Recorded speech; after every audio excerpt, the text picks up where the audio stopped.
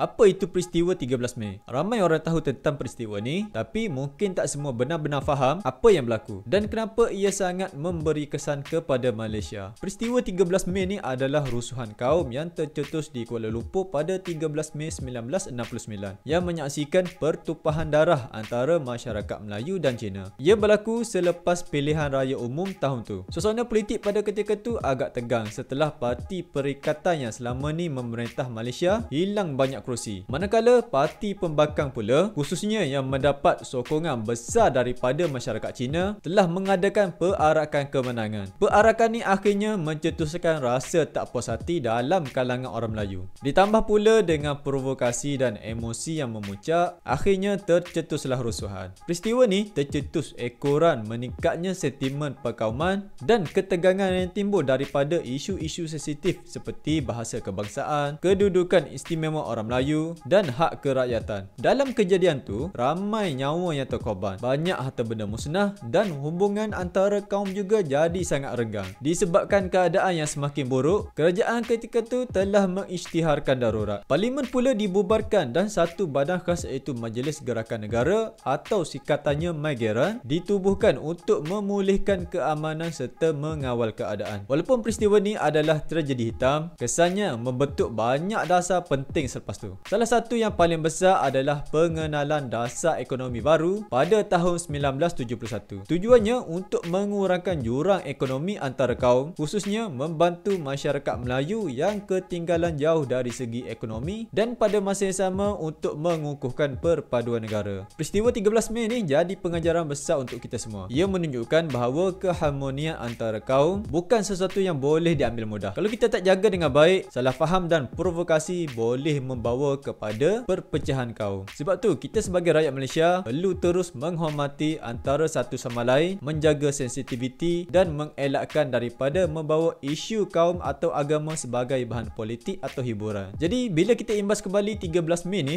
ia bukan sekadar peristiwa lama, ia adalah peringatan bahawa perpaduan tu rapuh. Tapi dalam masa yang sama, kalau kita belajar daripadanya, kita boleh jadikan Malaysia lebih kukuh dan harmoni.